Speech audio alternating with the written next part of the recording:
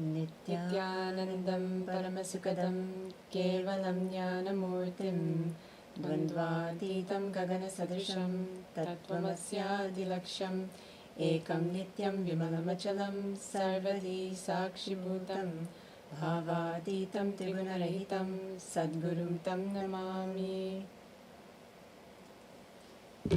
Nithyanandam. Nithyanandam. Nithyanandam. So we want to welcome all the viewers to today's podcast, which is entitled From External Approval to Conscious Sovereignty. And in this podcast, we have a lot of different elements. We have Swamiji's discourses from back 20 years ago, which are so relevant still today. Mm-hmm. We have statistics, we have techniques for opening different chakras. So we hope it's something that benefits the viewers, and let's just get started. All right. And I'm Madhyanatma. And Mahakatita.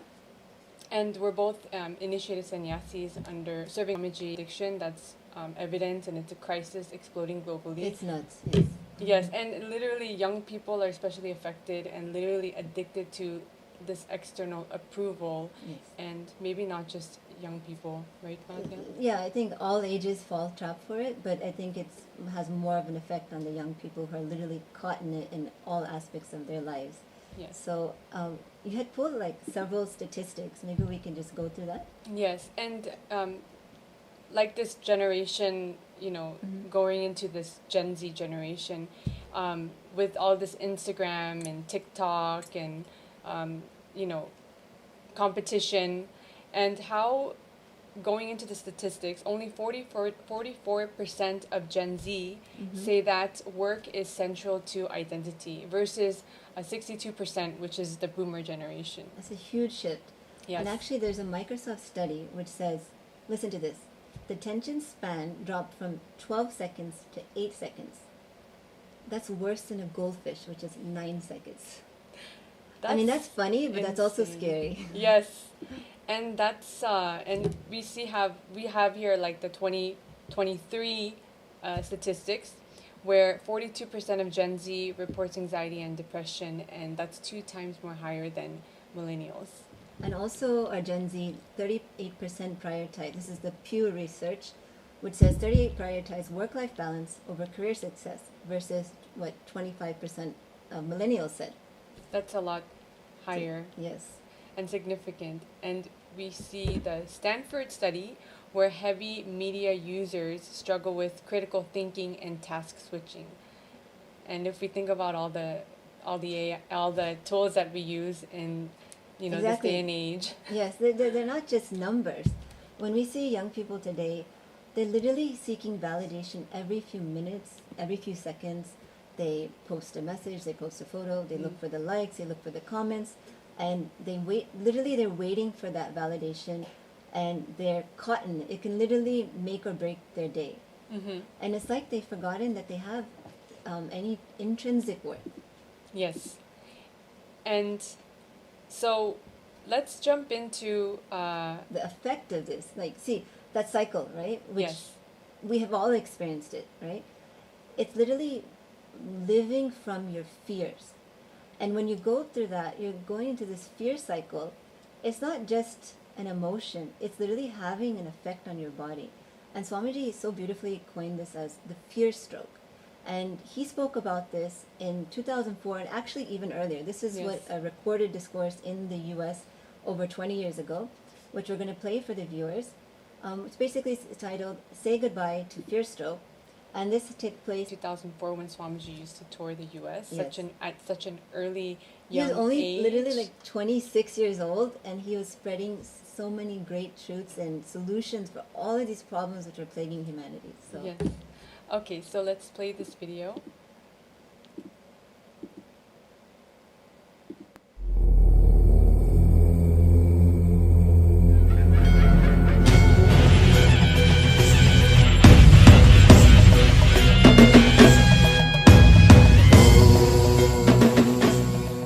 In my village school, actually the village is so small.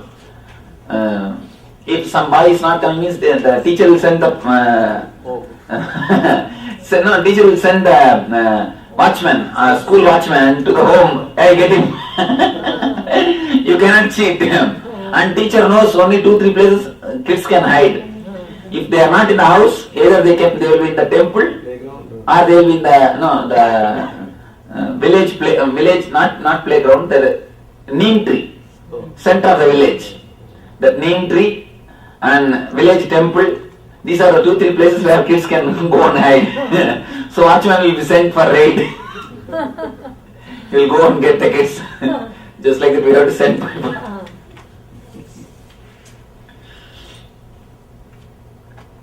The watchman is very old guy. Many times I used to climb the tree and sit on that tree. He cannot come and catch. He cannot climb the tree. So till the evening I will be sitting on the tree. Well, actually the village is so small, only 3 buses will enter the village. Morning 1 bus, noon time 1 bus, evening 1 bus. The evening bus means then the school is over. So you can come down from the tree and they can't do anything. I think now all these people are taking revenge on me. What all I did.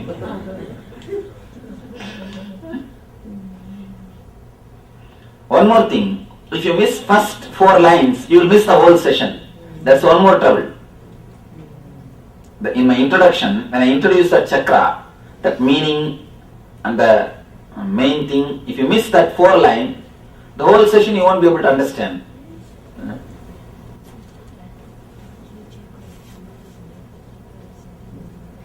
The first 4 line introduction only, I give the whole gist of the session.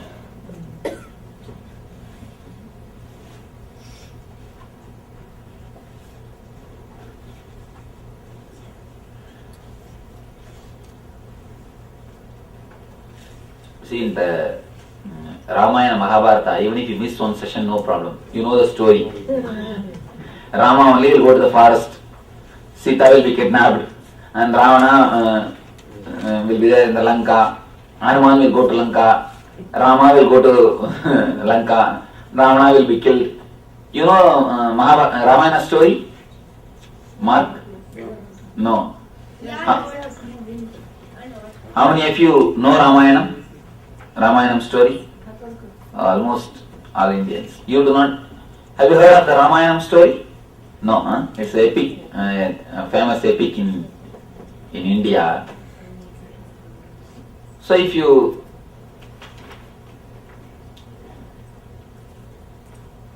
even if you miss one session, you know the story. So no problem, you can pick up the story. But here it is not like that. If you miss 2-3 statements, gone. Instead of doing my meditation, they will be doing their own meditation.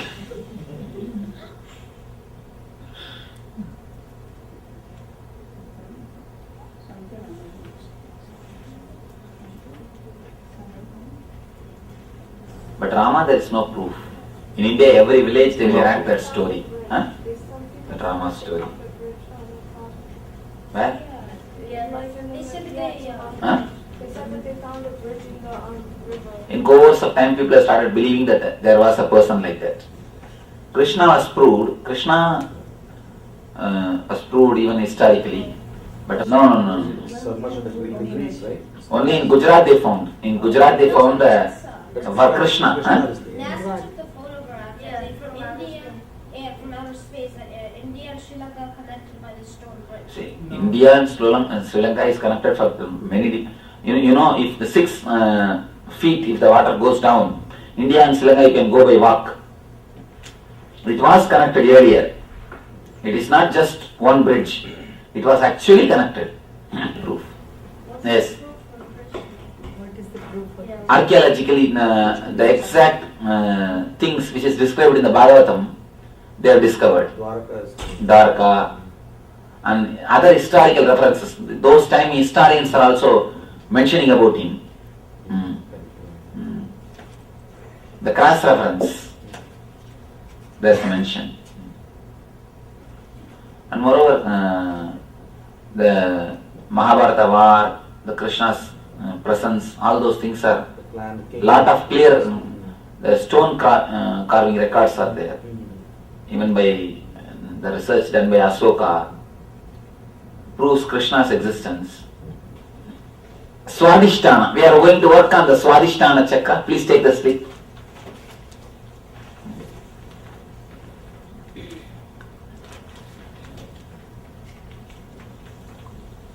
And we will be working in a zigzag way. That is one more thing. Spleen chakra. Please see. Now we are going to work on Swadhisthana chakra. Let you first understand the meaning of the Swadhisthana chakra. Swa Adhisthana. Swa means self.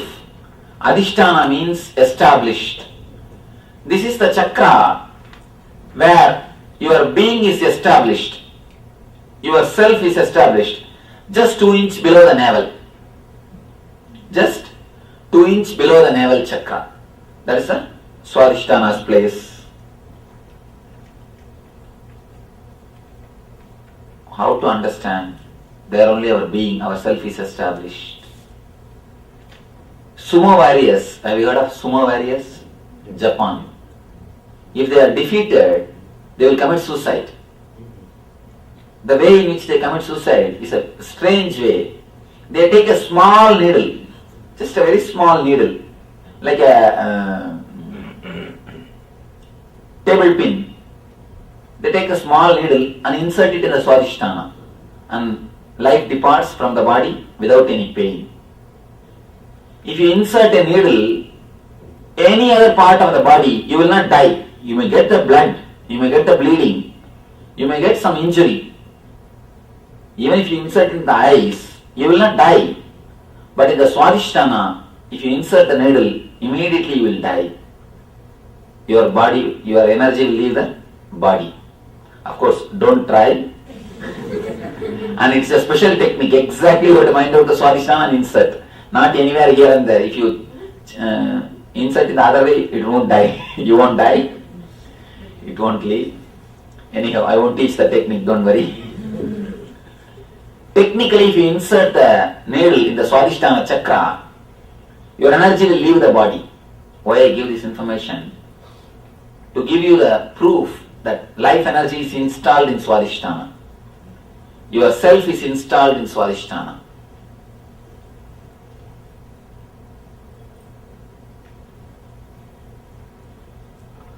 Fear and fear stroke disturbs this energy chakra, this energy center. Understand, fear and fear stroke. What is fear stroke? That's the next question, I know. You are walking in your garden, night 8 o'clock. Suddenly you see a small coiled rope. The edge of the rope is slowly moving in the air. What will happen? Huh? You will think it is a snake, and for a moment, your whole being will be shaken. You see, within a minute you will understand it is not a snake, it is just a rope, that is different. Then you will reconcile yourself, that is different. But for that one moment, you think it is snake, as if you are given electric shock, your whole body shakes. Your whole being is given a shock. For example, if lift suddenly stops in between for one moment, then people will come, they will help you, they will bring you out, that is different. For the one moment, if the flight is caught in the turbulence, for one moment, and suddenly you come to your living room and the kid is not there. You left the child in the room.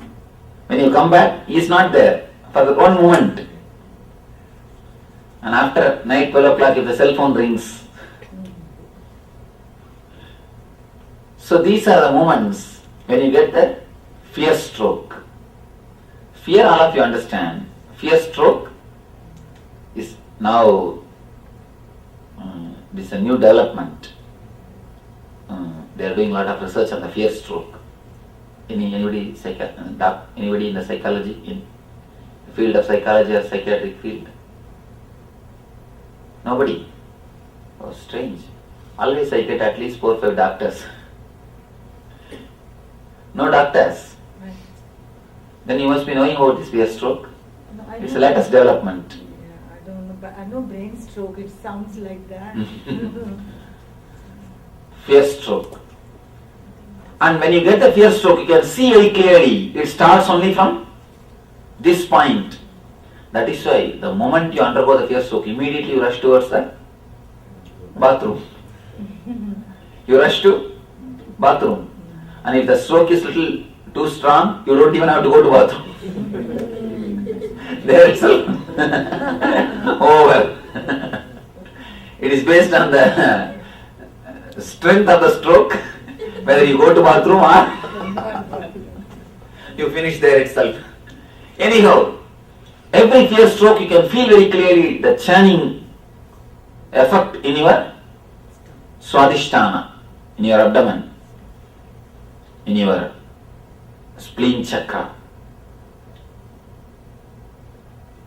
You are not yet clear about the idea of fear stroke. I wonder. Sudden fear shock is what I call fear stroke. You understand? Suddenly something happens, you are not able to cope up with the situation. After one moment, you are able to relate. There will not be any big problem. It is not fear. Fear stroke. It's like a sudden shock. You can say you are going the lift, suddenly it stops in between. Not in the exact floor, in between it stops. Yes. For one moment, you have the panic. Yes. Or any fire accident. For one moment, you have the panic. And there are so many instances where you get fear stroke, and especially in America, if you see the cop, the vehicle, cop's vehicle, for one moment, immediately you see the speed dial. Then there are so many instances. So I should. Suma various. Suma Vargas. I'm not in person, no. You know a strange fact about them, they are so heavy, but they can fly by meditation. Don't think they are just various. They are meditators actually. They are trained in meditation. Of course, I do not know now how many have mastered the art, but in the early times they say in Zen Buddhism, in Zen monasteries, you have been to any Zen monastery? I've been to the one in Catskill. Catskills means here. Not in. Here Zen monasteries are not only there. Here so many people start Hindu monastery, but I know what is the strength or what is the stamina they have. Everything has got their own land, its own land. The land has got the juice. Zen means Japan. You have to not here. Here if you make it, it will be a duplicate. It will be a duplicate monastery. That's all. It cannot be the real monastery. You see, every city has got Broadway. All big cities. But nothing like New York Broadway. New York Broadway is original. They may name it as a Broadway, but can it become Broadway? No. Just like that. They can name it as a Zen monastery, but it can never become monastery. But if you go to Indian temples in India, totally different. And you can never have an idea about India temple going to these temples. It only important thing. Never think that you get fear stroke only in the daytime. You get it in the dreams also. You get fear strokes in the dreams also. So many people get fear stroke in the dreams. Any of you who got the fear strokes? No. That's nice. All these things are the connection of dream body and the physical body. Okay.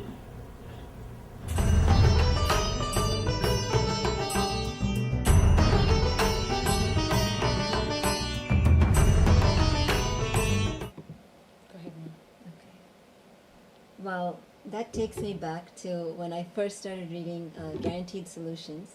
And I first of all, I have to say, whoever was part of that discourse, they are really the blessed ones to hear these Swamijis talking about all of the chakras and giving all these examples and just being at his feet, all of this is actually available in Guaranteed Solutions, many of these small stories and examples. But obviously to be there in person is just priceless. Yes. And Swamiji just so beautifully explains the importance of these chakras and what happens when they get blocked. In this instance, Swamiji is talking about the Swadhisthana chakra, which I think we all know, like when Fear center. Fear center. When we have a fear stroke or when we're scared, we literally freeze. But we just see it as something passing. We don't understand that what an effect it has on us.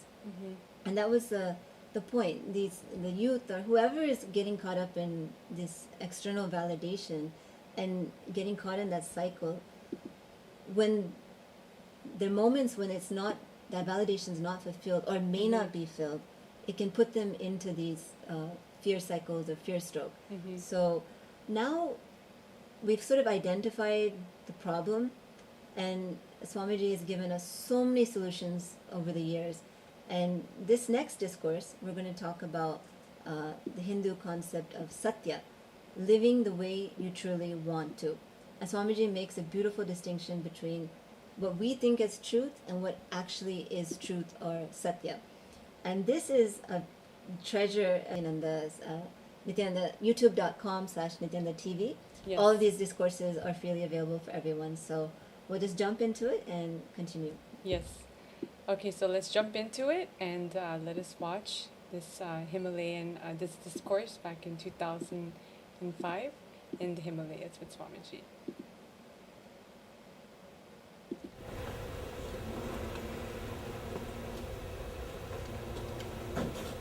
Satya, according to Patanjali, is multidimensional.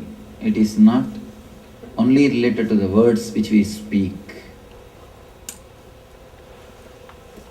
Speaking the truth is one dimension of Satya.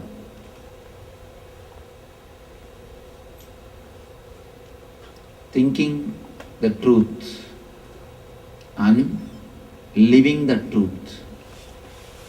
These are the three different dimensions of Satya. Being truthful in thinking and in words and in body language. Again and again, Vedanta says, you create what you want. It is you who is the creator of your whole world. Nobody else puts you into the suffering. It is you who create suffering, or it is you who create bliss. Again and again, we also question, if it is we who are creator of our world, why do we create suffering? The main reason for our suffering is either consciously or unconsciously, we are not true to our being. We neither think the way of truth or speak the truth or live the truth in our life. Let us analyze a little deeply how our life has become far away from Satya, far away from truth. First thing, when somebody speaks, you never believe that person because we don't speak truth. Whenever people speak, see what is happening inside your mind. You are sitting there judging, you are not listening. You don't allow all the words to penetrate you. You just sit. As long as he speaks what you want, things go well. The moment he speaks which you can't understand or which is against your vested interests, which is against your conclusions, you stop believing. Either you ask him to stop If at all you can't ask him, out of politeness, you keep quiet, but you don't allow those words to penetrate you. Out of social courtesy, you remain silent, but you don't allow these words to work on you. You don't allow these words to penetrate you. The reason is because we are not continuously expressing the truth. We expect or we desire the other person is also not expressing the truth. One more thing.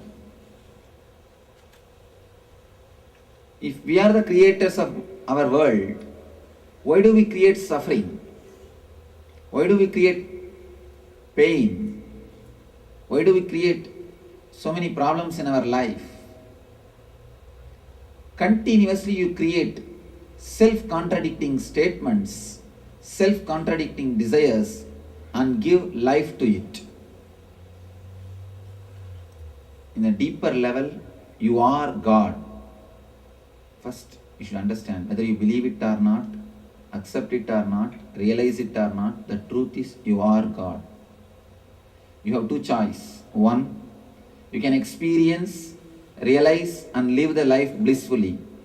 Or you can again and again struggle, contradict and make your life hell. Only these two are choice. You are God or not is not a question. Whether you realize it or not, that is the only thing.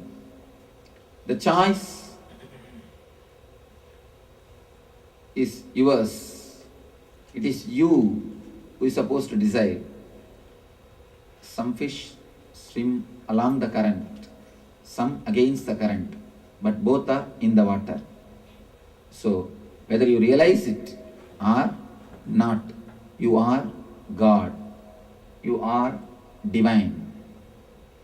When you create self-contradicting statements within yourself and give life to it, you create so many troubles for yourself. When Patanjali says, thinking satya, he means straightening all your thoughts. As on now, all our thoughts are self-contradicting. For example, you have a disease. You wanted to cure it.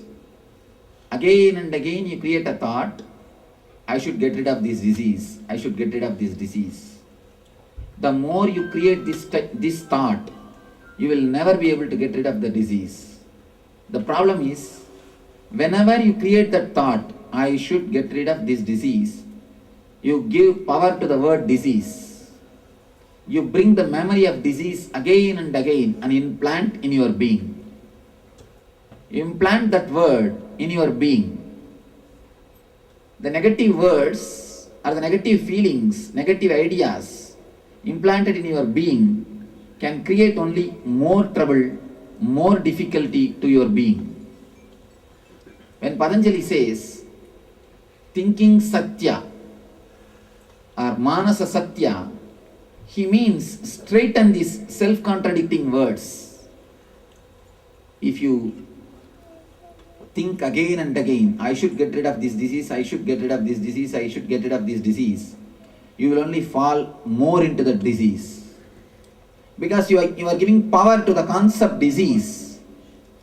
Instead of that, if you use the words, let me become healthy, let me become healthy, you bring the concept of health to your mind again and again. Again and again the idea of health is brought to the mind and it gets the power. Please understand these three things. First, you are the creator of your own world. Next, even if you don't believe, you are God and your energy, your consciousness. Third, why do we create our own suffering or misery? Because we give power to the self-contradicting thoughts. It is self-contradicting thoughts. Again and again when they are repeated, when they are given power, they become so solid. We call in Sanskrit samskara. Patanjali calls it as samskara. In terms of psychology, they call it engrams. When the samskaras get power, they become reality. They become reality. As on now, our samskaras are mithya, not satya. So you may speak only the facts, but don't think you live according to satya. No. A person who just speaks truth verbally is not totally in satya, is not established in satya. The very important thing which you should understand, in course of time, we started thinking satya means only speaking the facts. You can speak facts and you can be saying a lie. Please understand, you can speak facts and you can be a liar. How? There's a beautiful story.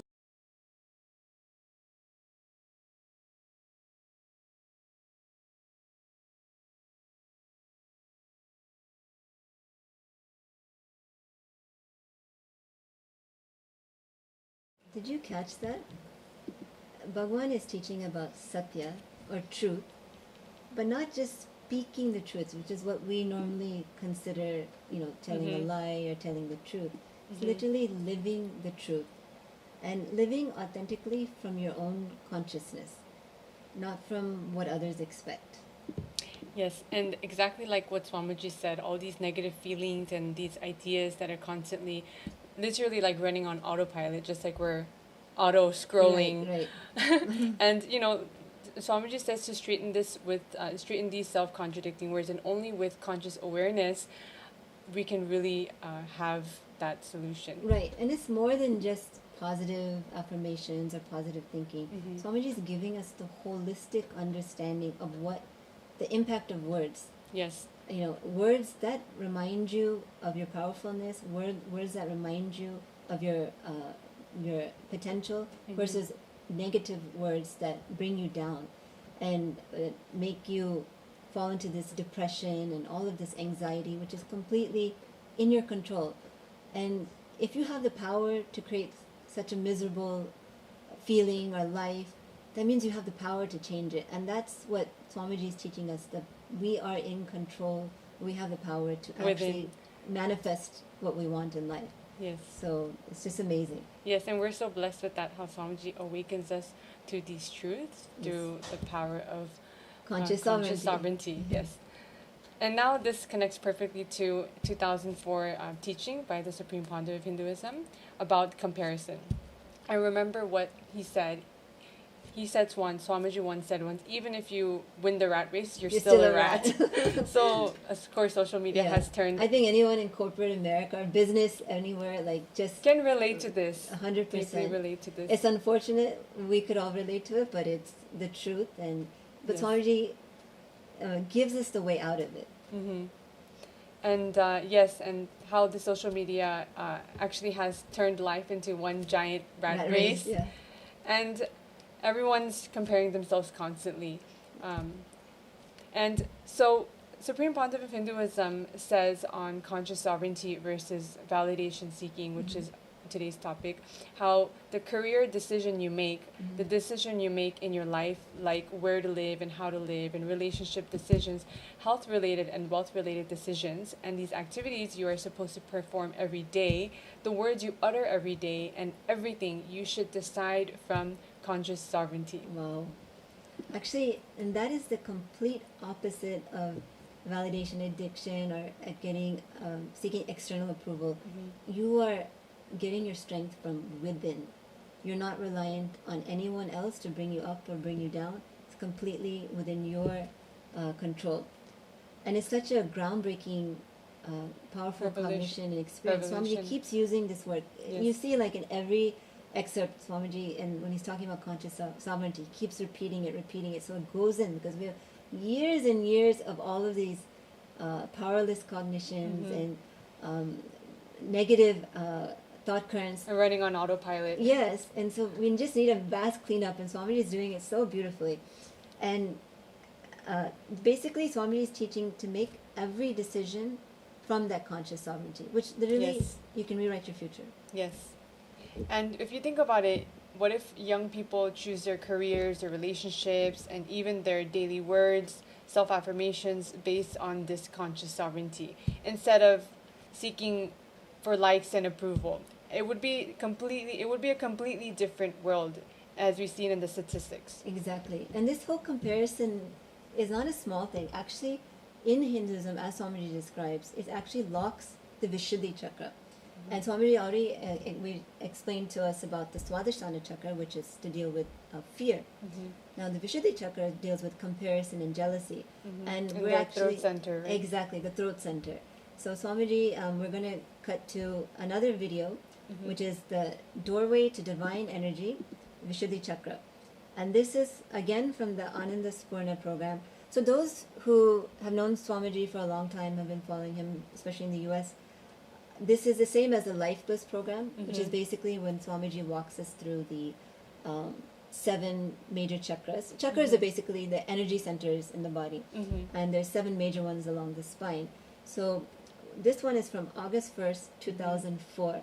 It just blows my mind that, Swamiji is just literally, he's a young boy. He's come to America, like a country that is like foreign to him. And he's just so beautifully and patiently sharing these teachings to a way where, ordinary people can just soak it up and benefit from it. And they still have relevance today. I just love seeing these videos because obviously we love seeing Me too, Swamiji yes.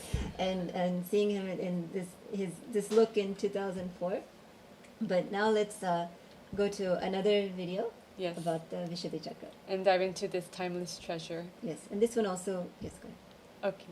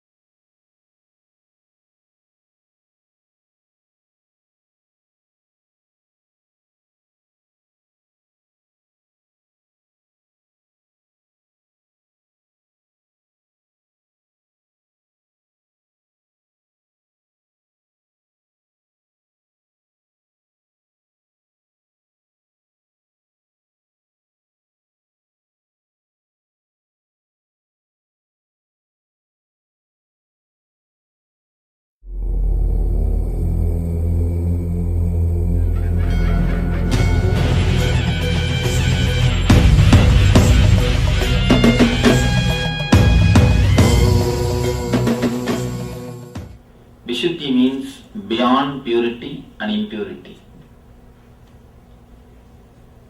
Please understand, beyond purity and impurity. This energy center is beyond purity and impurity. It is just full of energy which needs to be opened up and used. As I was telling you yesterday, we have 3 layers of energy.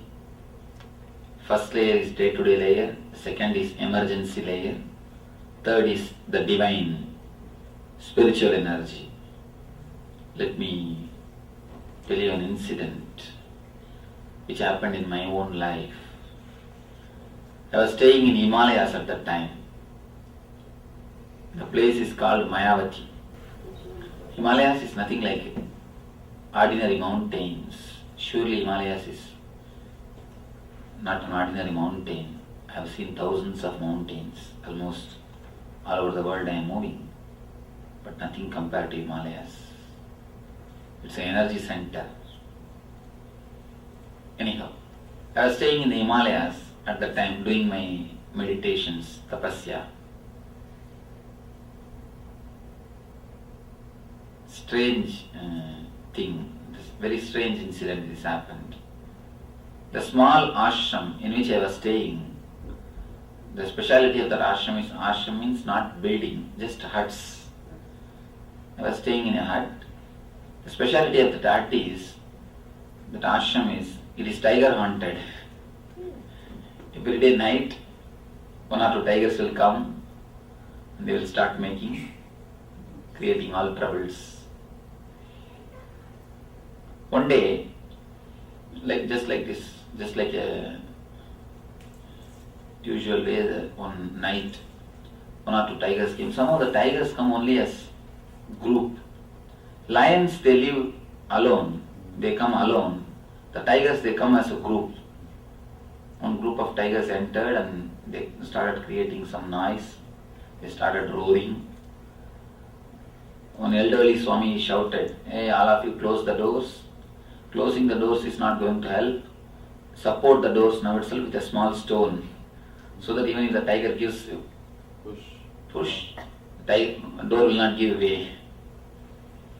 Everybody ran here and there and got some stones, supported their doors for their safety. Next day morning, we all came out to see how many of us are still safe. Just to have breakfast and to see how many of them have become dinner. We came out to see. One Swami has not come out. One person is missing. And we all ran near his cottage, his hut. I was about to open the room. One elderly Swami was there. He shouted, "Hey, don't open. Because there is every chance the tiger can be inside." He has gone inside and had his dinner. Now waiting for the breakfast to be served in the room. He may be waiting for the complimentary breakfast to be served in the room. Don't open the door. First create some sound. So I shouted, "Swami, Swami." From inside we heard the reply, "Please come inside and take me out."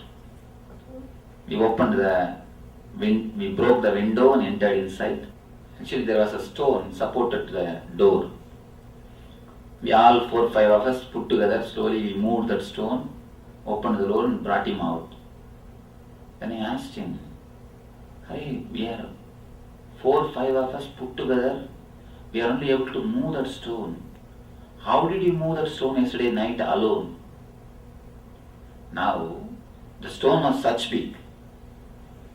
4 or 5 of us, all of us put together, putting our efforts, only then we are able to move that stone away from the door.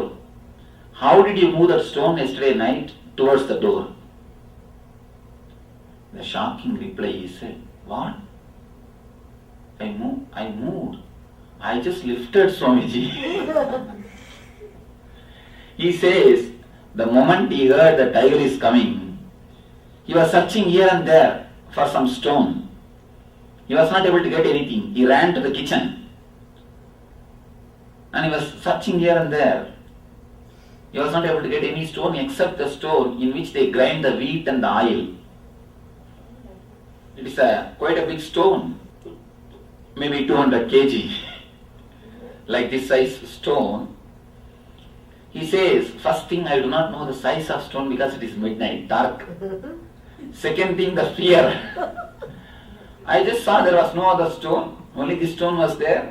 I simply lifted and walked up to the room, and not only walked, I was opening the room, holding the stone in one hand, and I closed the door, supported the stone. Today morning when I woke up and saw, suddenly I saw such a big stone in my room. I was shocked when I saw that stone in my room. Yesterday night, the same guy was able to move that stone. Today morning, he's not able to. What happened? The emergency layer, energy opened.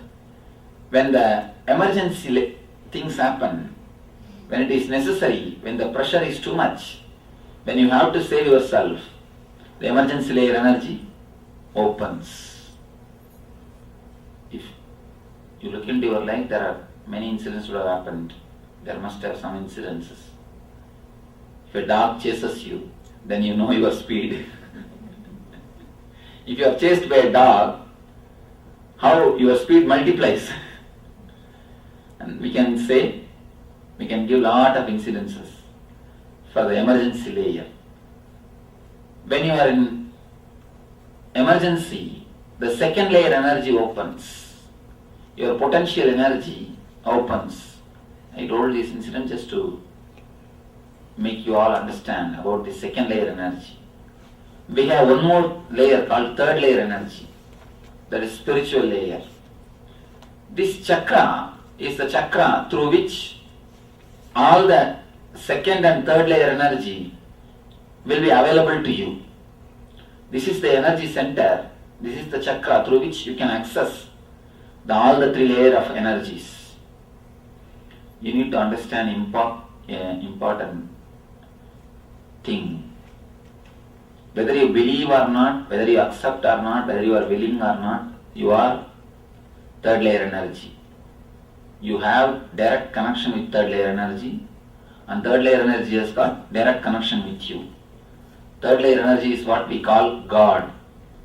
Third layer energy is the energy which we call God, divine or spiritual power, with which we heal or do some spiritual work. Whether you believe it or not, you have a direct connection with the third layer energy. It's like this, you understand this example. Have you seen the boat jetty near the harbors? They will always make a small place for the boats to stand. They will build a wall inside the ocean. Only one side will be open so that the boats can go and come back. For a long time, one boat did not travel in the ocean. It was there in the boat jetty itself. So it started thinking, it cannot go to the ocean, and ocean doesn't belong to the boat. Because the boat has not traveled for a long time in the ocean, boat has stopped, boat has forgotten the way to ocean. It thinks boat jetty is only his house, boat jetty is only his boundary. We also, because we have not traveled in the third layer energy for a long time, we have started thinking we do not belong to third layer energy. Third layer energy has nothing to do with us. We know life as only one layer energy. We have forgotten that we can enter into third layer energy. We can experience third layer energy. We can have the third layer energy. Once you open this chakra, once you work on this chakra, you will be able to enter into the third layer energy. You will be able to experience totally all the three layers of energy. This chakra gets locked by your low self-esteem. Important thing you should understand. We all know about ego because continuously we boast ourselves. But we all forget to see one of our important bad quality, the low self-esteem. Because society continuously teaches if you are egoistic. It puts you in your place. Society continuously tells you are egoistic. But the low self-esteem, nobody bothers to teach you. Nobody reminds you if you have low self-esteem.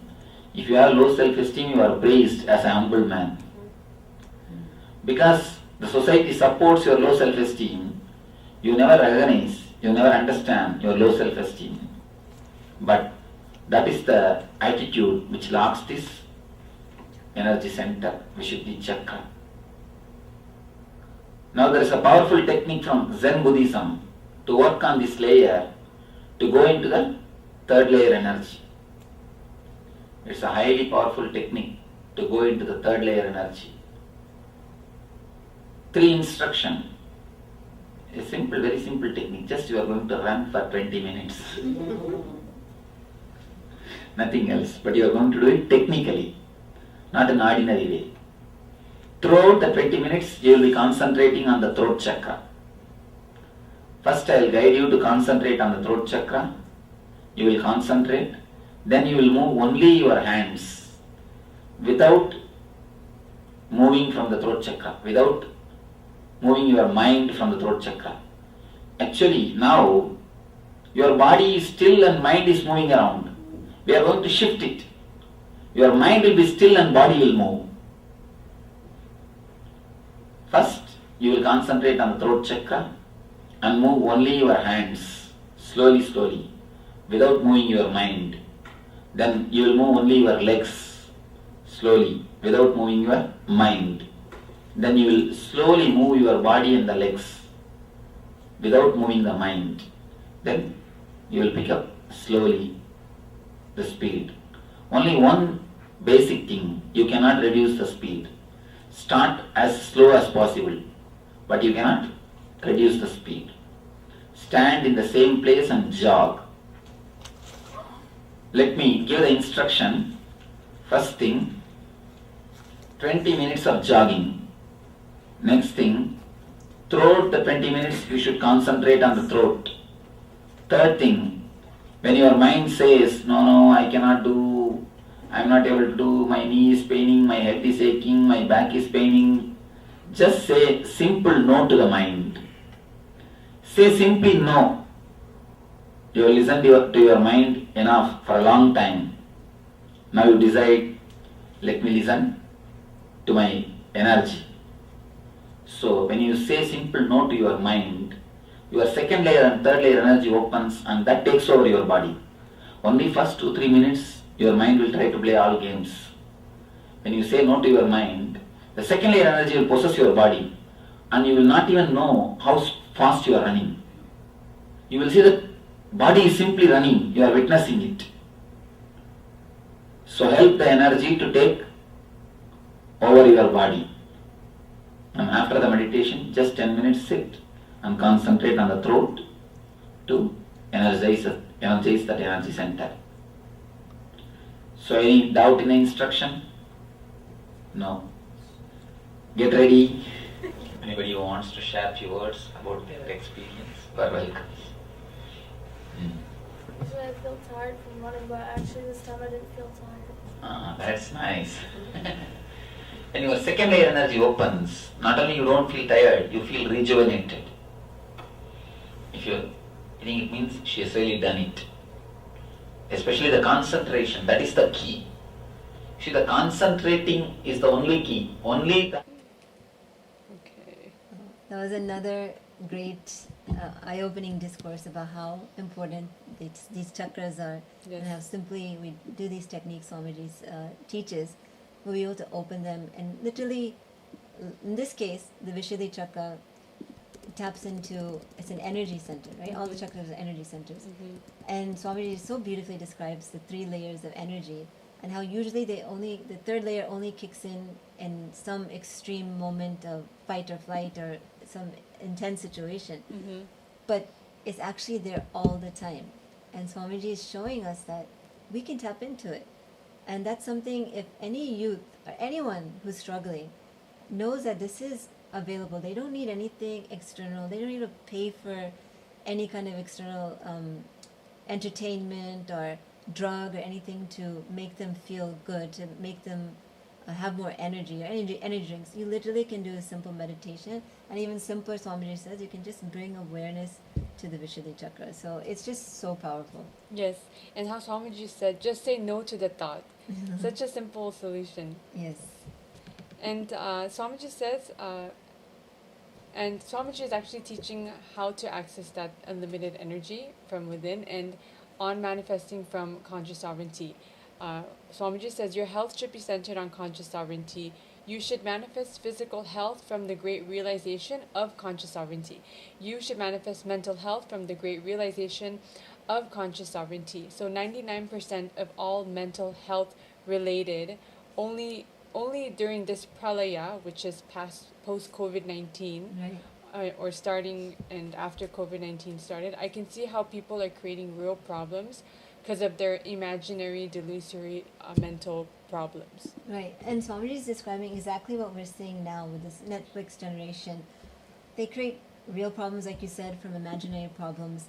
The validation addiction or need for external approval actually creates real anxiety, real depression, real relationship issues, real coping issues, all from seeking approval that doesn't even matter, that has no existential place in their lives. Mm-hmm. But they actually are manifesting disease because of it. Yes. And notice how Swamiji said 99% of mental health related.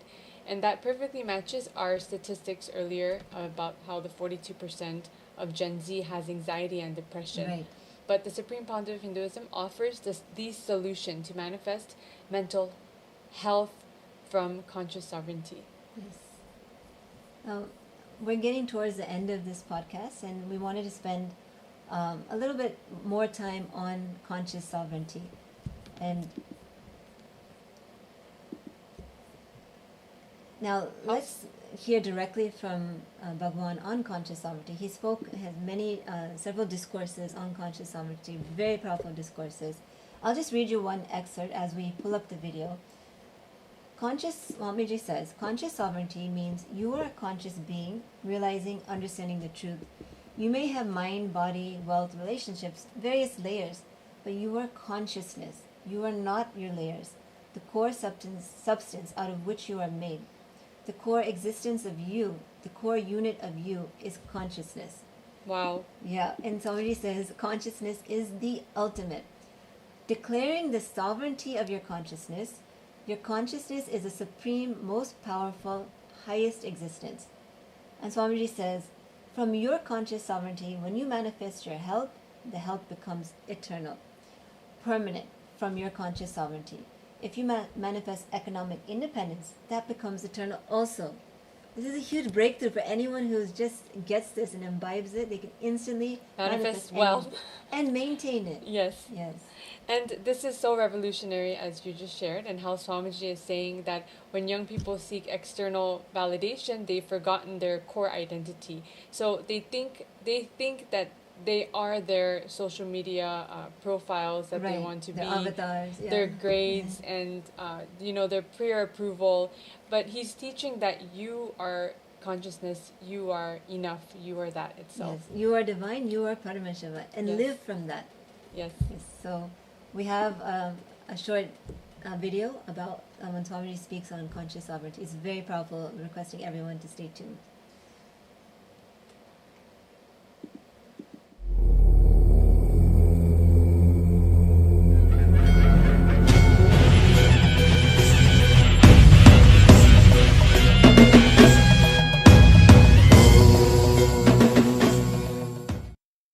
Just remove addictions, you will become genius. That is why our Gurukul education insists on not getting addicted to anything. Actually, the real education you need to have is not getting addicted to anything, keeping your consciousness alive, vibrant. You just need only completion signs when you grow up, not any information or facts. You only need conscious sovereignty, nothing else. Especially after the advent of the internet, Google. People who are studying, reading, trying to master some subject are fools, stupid. By the time you become a doctor, MBBS, MS, all these, that, bus, and ready to do open heart surgery, that science is outdated. You don't even need to open the heart, just through laser, you can finish any surgery without opening the heart. So the whole 15-20 years you spent, you mastered the whole sciences. In every field. This is the way the future is going to be. 20 years you study. Somebody was asking, I saw which engineering college I need to go and join. Fool. To become a fool, any engineering college is okay. In India, everyone becomes engineer first. Only then they think what they should become. And India has more number of engineering colleges and engineers than the rats and cats. Go and join anyone, which is all now empty after all. And many colleges are paying you to come and study engineering. You study for 20 years and master the science of making roads. Suddenly the cars which can fly 20-30 feet high is invented. Over. The whole idea of the roads will become useless in next few years. And you will put your 20 years to learn how to make roads. I'll actually prove to you guys how I will make my Balasans as best doctors and powerful surgeons.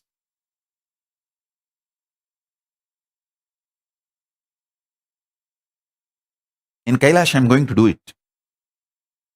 They will be amazing surgeons. Precisely. They will diagnose using the powers and they will do the healing, the Hindu medicinal methods. In every level, I am telling you, the conscious sovereignty is the real education you need to have. Sarvajnatva is the real education you need to have. Becoming genius is the real education you need to have. Not the facts, figures, numbers, details. All those things are going to be, all that system itself is going to be outdated. What a doctor who studied for 10 years and practiced for 20 years can't give you. That solution, you can get it just by Googling in 3 seconds. The whole system has become different.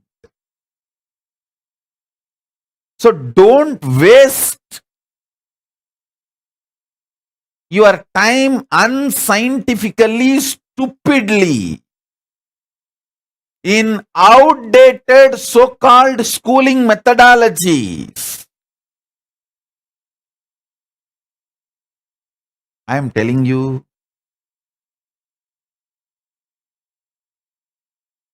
see, I'll give you one example.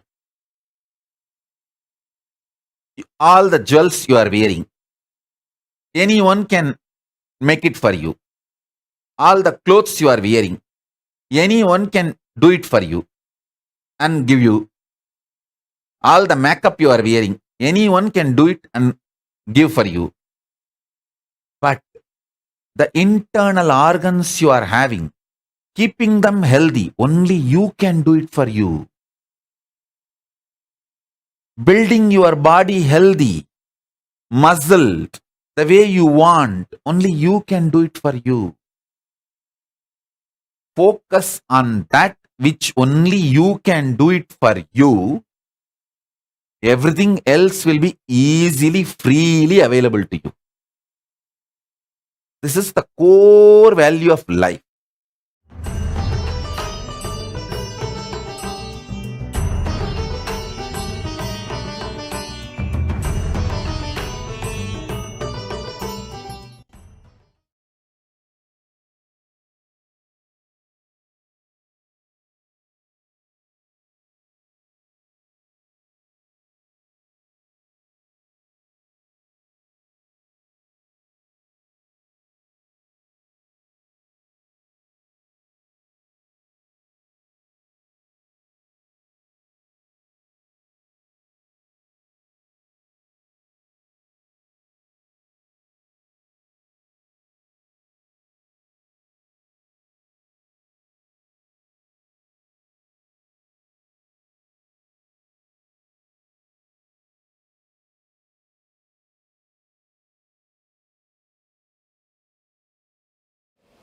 revolutionary.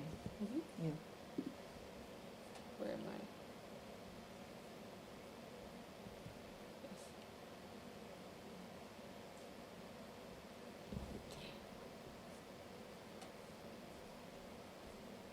Am I on to? Amen.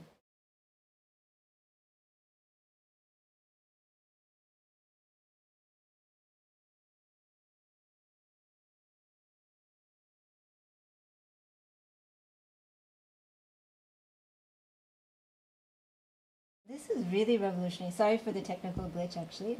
So Swamiji is saying that when young people are seeking external validation, they've forgotten their core identity. They think they are their social media profiles, their grades, their peer approval. But Swamiji is teaching that you are consciousness itself. And the strength that you need to make your life as you want it is in you. And to focus on that. And that's so liberating. That's so empowering. Whereas now the youth are just caught up on everything external. If they just make that shift, then they can have a conscious breakthrough and really do what they want in life. Yes, and like what Swamiji said about economic independence, most young people today are either chasing money Right. desperately or completely apathetic about work. But Swamiji teaches that when you manifest wealth from conscious sovereignty, it becomes eternal and benefits everyone.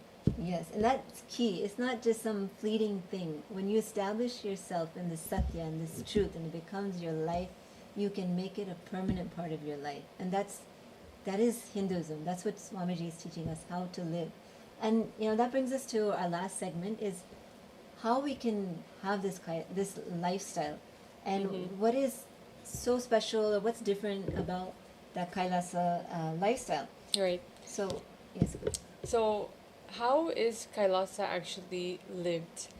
And what the rest of the world is experiencing and going through this addiction and this validation addicted youth. Kailasa is raising young people into conscious sovereignty and giving that possibility, and that they don't need external approval, actually not just youth but Right. the entire humanity, and that they don't need external approval and validation because they are Paramashiva, they are consciousness, super consciousness itself. Yes.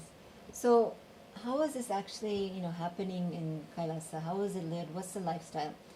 Kailasa is basically, as our viewers probably know, is the only and first Hindu nation where conscious sovereignty is the foundation of the entire society in Kailasa. And Bhagavan says, when he speaks about Kailasa's purpose, he says, Kailasa is here to make all the beings experience conscious sovereignty. I'm here to give you conscious sovereignty. The whole purpose of Kailasa is setting a model community for conscious sovereignty, where your health, everything is centered on conscious sovereignty, and you're supported intensely to manifest that conscious sovereignty. That is incredible because, while the rest of the world is seeking, Swamiji is creating this possibility for everyone. And it's not some utopia, it's real. If you look at our ecosystems all over the world, this is a life that Swamiji is creating for all of us, and it's just so precious. And Swamiji is making that available to everyone, and now with Kailasa, we can experience that lifestyle in Adi Kailash. Yes, actually, and like you said, it's not just a theory, it's literally practical, and it's available for everyone. And if we just look at, the Kailasa educational system, children learn that they are divine beings with unlimited potential. They're not ranked against each other, they're not taught to compete for their approval. They learn to manifest from their own conscious sovereignty. But can you imagine growing up not being reliant on any external approval? Like, what kind of beautiful life would that be? I mean, That's we're how talking about Swamiji youth, is. but we all experienced what the kids are experiencing today. Gurukul. Yes, but now the Gurukul is something totally the opposite. They're actually living like gods on planet Earth. Yes. By living and experiencing their conscious sovereignty. And Swamiji is actually addressing that difference between unconscious living and which is the validation addiction lifestyle, to conscious living as a sovereignty. And Swamiji gave a practical guidance where he said, your devotion should be centered on conscious sovereignty, your surrender, your enlightenment, your power manifestation, and your love, everything. Even your lust should be centered on conscious sovereignty. Your passion should be centered on conscious sovereignty. So for young people struggling with validation addiction, the solution isn't to try harder to get approval or to reject all social connection. It's to center everything, whether it's love, career, relationships, money, everything, centered on conscious sovereignty. That moksha-centered life. This is what Kailasa brings. This is what Kailasa delivers in the ecosystems around the world. So we invite anyone and everyone, come to a Kailasa near you and experience it for yourself.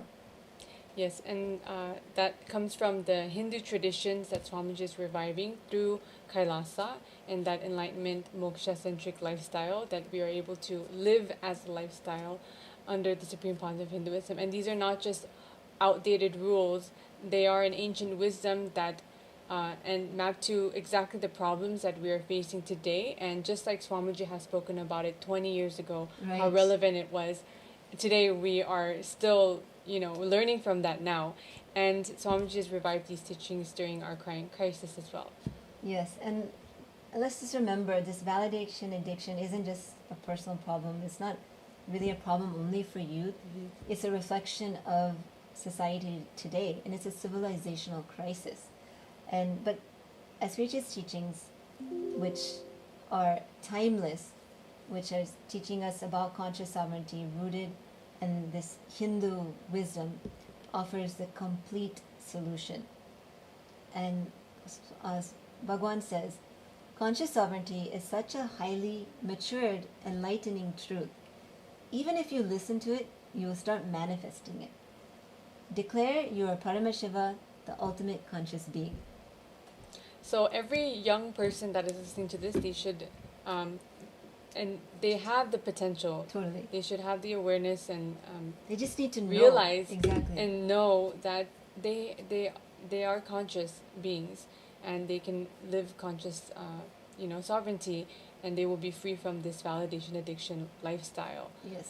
And if you're a parent, you're an educator, anyone responsible for the schools, you can make it a point to create these ecosystems that support the child establishing themselves in conscious sovereignty. And remembering that you are who you are, and according to the Hinduism, Hindu traditions that Swamiji is reviving. So thank you so much for sharing all these powerful cognitions, and we learned so much today. Yeah, we learned so much today, and we got to see these beautiful behind everyone who's tuning in, that all of these videos, all of these truths are available freely on youtube.com/Nithyananda TV, every single discourse, and they're also available in book form, available in multiple languages. So it's there. Just if you had any curiosity today, just tune in, click on the video, come to one of Kailasa's ecosystems and experience for yourself. So just until next time, remember, you're not seeking consciousness, you are consciousness. So let's live from that truth, and we'll close with the Purna mantra. Yes. Om Purnamada Purnamidam Purnat Purnamudachyate Purnasya Purnamataya Purnameva Vashishyate. Om Shanti Shanti Shanti. Hari Om Tat Sat Sarvam Bhagavat Shri Nithyananda Paramashivam Padakat Pranamastu.